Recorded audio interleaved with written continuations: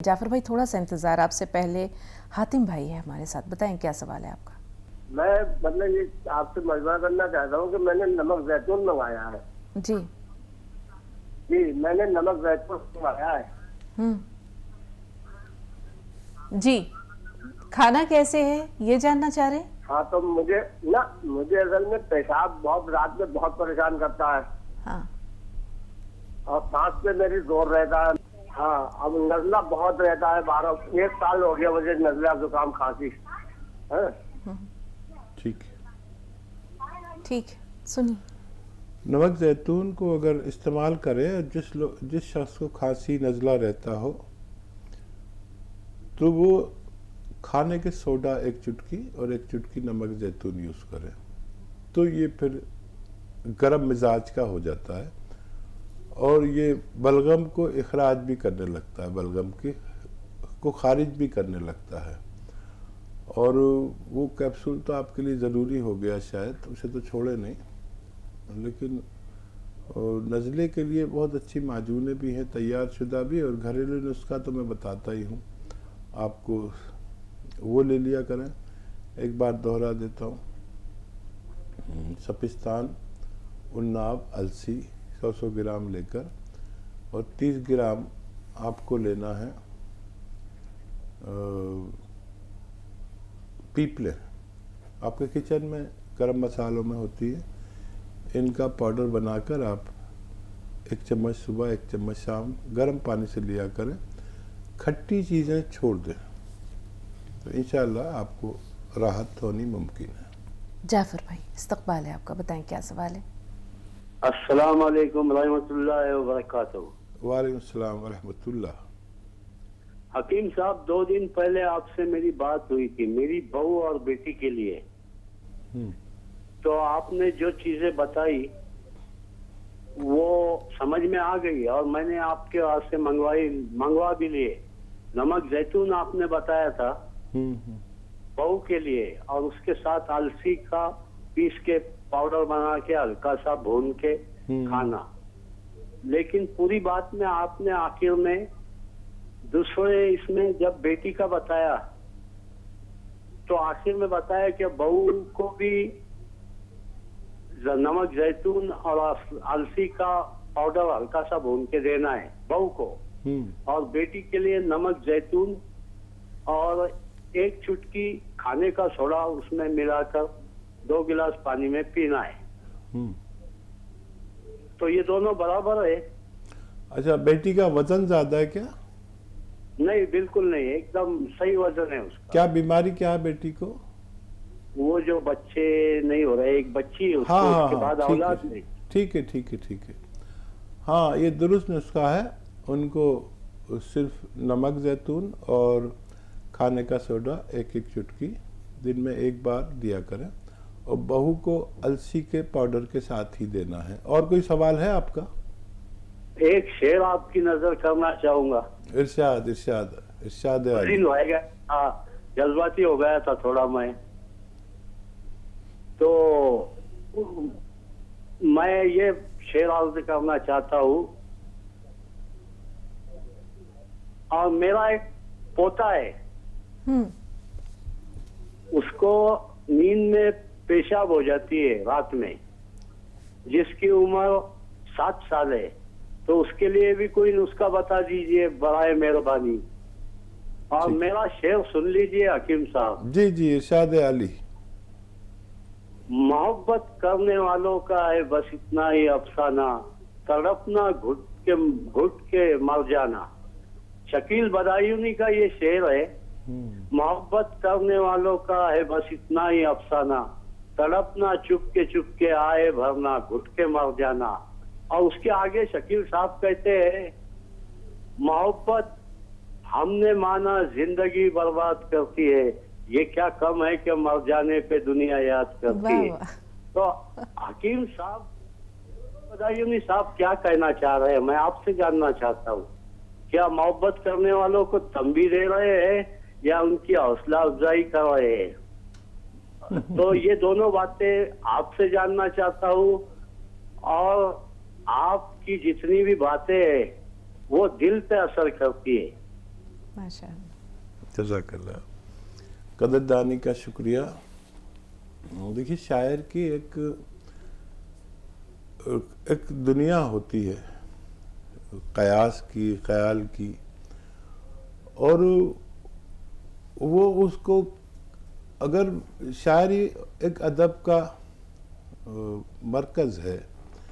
आपने देखा होगा कि पहले जो शायरी होती थी उसमें मुअन्नस लफ्ज़ इस्तेमाल नहीं होता था। मुअन्नस मतलब लड़की, औरत, ये कभी इस्तेमाल नहीं होता था। मेरे महबूब न जा, आज की रात न जा, होने वाली है सहर, थोड़ी देर और ठहर। उन्होंने ये नहीं कहा कि ए लड़की तू मत जा। ये सब शायरी, अदब में, शायरी में कहीं मुअन्नस लफ्ज़ इस्तेमाल नहीं होना चाहिए। तो वो कभी मोहब्बत कहते हैं, कभी अगर किसी लड़की को से तखातुब करना हो तो वो उसे गुलाब कह देंगे, गुलाब की पंखड़ी कह देंगे और तितली कह देंगे, लेकिन लड़की नाम का लफ्ज़ नहीं होता था। जितने भी ये साहिर लुधियानवी, शकील बदायूनी ये ऐसी शायरी करते थे। फिर ये दौर आया जिसमें कोई तमीज़ ही नहीं रही। आज सीधा आके मुशायरे में लोग, वो वहाँ जा रही थी, मैं यहाँ आ रहा था। ये जा रही थी आना ही नहीं चाहिए अदब में, मतलब स्त्रीलिंग नहीं आना चाहिए, पुल्लिंग आना चाहिए। अब पता नहीं मेरी बात समझ रहे हैं कि नहीं, लेकिन कुछ लोग ज़रूर समझेंगे मेरी बात। तो मोहब्बत की एक दुनिया है। अच्छा, सबकी मोहब्बत अलग होती है और मोहब्बत के औज़ान भी बदलते रहते हैं। एक मोहब्बत, हमने अल्लाह की मोहब्बत से हम पैदा हुए, उसके हुक्म से। फिर अल्लाह के बाद जो हमने मोहब्बत देखी, अपने वालिदैन की देखी, ये भी एक मोहब्बत है, मुक़द्दस मोहब्बत है। और उसके बाद जवान हो गए तो बीवी की मोहब्बत भी देखी और बहन की मोहब्बत भी देखी, भाई की भी देखी। जो मोहब्बत आपकी मकबूल हो जाए तो उसमें सज़ा तो मिलती है। यानी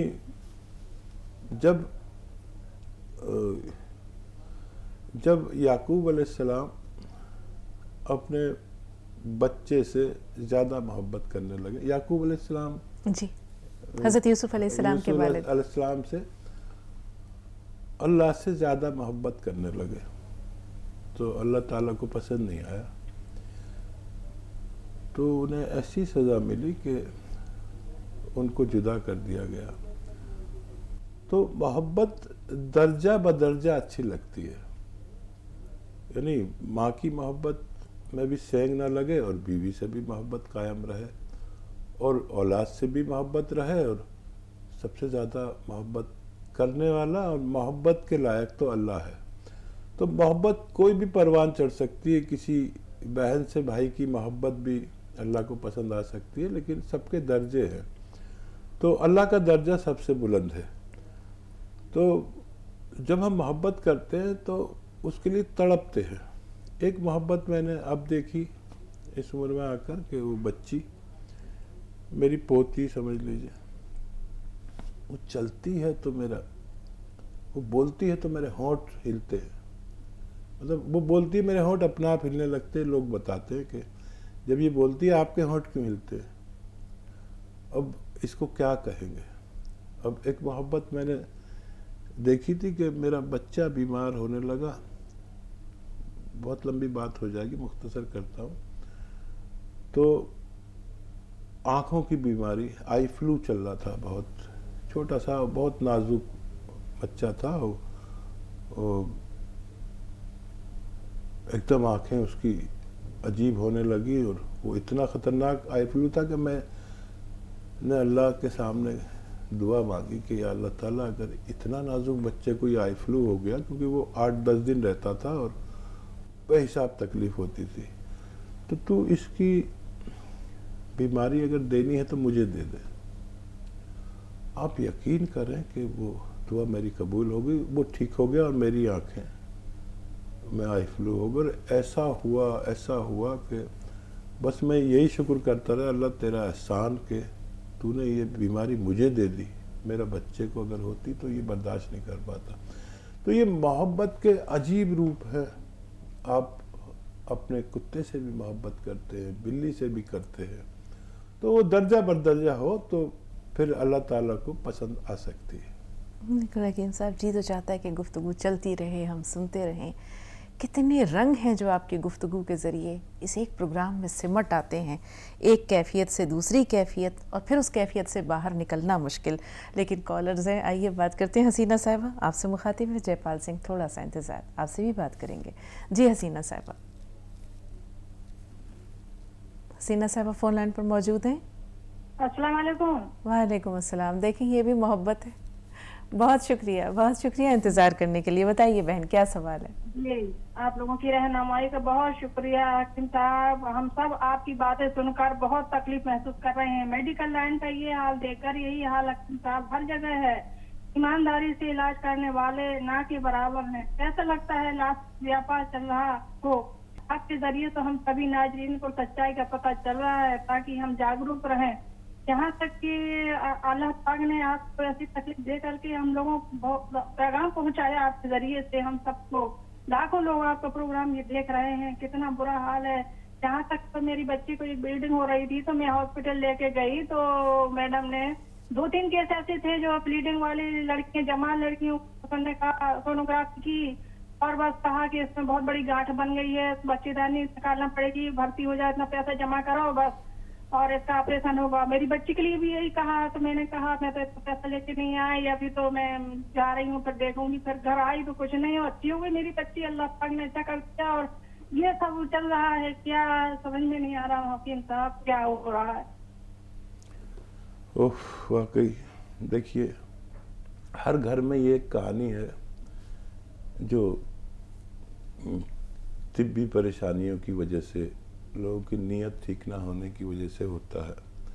और मैंने तो अपना वाक़या इसलिए शेयर किया कि सब लोग मोहतात रहें और अपने इलाज पर गौर फरमाएं, और डॉक्टर की नीयत का भी पता है होना चाहिए। वो तालिब दुनिया है या अल्लाह से डरने वाला है। तालिब दुनिया को ये इल्म नहीं देना चाहिए, नहीं तो हज़रत अली का कौल है कि तालिब दुनिया को इल्म देना ऐसा है जैसे जालिम के हाथ में तलवार। तो तालिब दुनिया को इल्म दे दिया गया है, अब ये जालिम के हाथ में तलवार है, जो सामने आएगा उसको काट दिया जाएगा। और कोई सवाल हो तो बताइए। जी, ऐसा लगता था सिर्फ उनके तासुरात हैं, जयपाल सिंह साहब को शामिल कर रहे हैं। जी बताएं, क्या सवाल है? जयपाल जी फोन लाइन पर मौजूद हैं? ऐसा लगता है राब्ते में नहीं रहे। करीमुन्निसा साहबा, फरमाइए, आपका सवाल क्या है? वालेकुम अस्सलाम। वालेकुम अस्सलाम व रहमतुल्लाह। टीवी की आवाज़ थोड़ी देर के लिए बंद कर दीजिए बहन, सवाल बताइए। जी वालेकुम। बताई थी ना अभी थोड़ी देर पहले, क्यों बोले तो मेरे को जोड़ों में दर्द है ना, वो दवाई भी 1.5 साल से खा रही हूँ, कम हो गया तो फिर 1 महीना छोड़ दी हूँ, तो फिर ज्यादा हो गया दर्द है। तो अभी नींद सो के उठते पते, बैठ के उठते पते मेरे को पैरा अकड़ जाते, ज्यादा देर नहीं चल सकती। फिर मेरे घर में बाथरूम में ऊंचा वाला कुर्सी है, नीचे नहीं बैठती हूँ, वजन नहीं उठाती हूँ। आप जैसा बोल रहे हैं वैसे ही परस को पूरा कर रहे हो। आपके आते हुए से पूरे हम 1.5 साल 2 साल से आपके यहाँ से दवाई मंगा के खा रहे हो। अभी जड़ी बूटी बोले तो वो आगे आपके 7 दिन में ऑर्डर करने के बाद है, उसको वो बेर के जैसा है, वो लकड़ी के जैसा है, वो आपके यहाँ से आया, वो ठीक है। अभी ये दर्दा तो मेरे कुछ ज्यादा हो गए, 10-15 दिन से ज्यादा है। ये दवाई खा रही हूँ, कम नहीं हो रहा आपका, इसका दोबारा फिर मैं फोन कर रही हूँ। अभी भी दर्द। ठीक है बहन, ठीक है। अभी बेहतर मैं समझ गया और मैंने आपका जवाब भी दे दिया था। हाँ, ये दवाइयाँ ठीक हैं, इसमें अश्वगंधा है, उन्नाब है, अलसी को मैंने बताया है आपको, और सपिस्तान है, और सब चीज़ें आप फॉलो कर रहे हैं, अच्छी बात है। देखिए, काफ़ी दिन हो गए और कुछ लोग ऐसे भी होते हैं 100 में 1 आदमी के जिसको किसी सूरत फ़ायदा ना हो तो ऑपरेशन भी करा लेना चाहिए। और उसके बाद भी यही दवा खानी पड़ती है। तो अगर ज़रूरत हो तो आप करा सकते हैं, क्योंकि काफ़ी दिन हो गए आपको और सारी एहतियात के बावजूद दर्द होता है।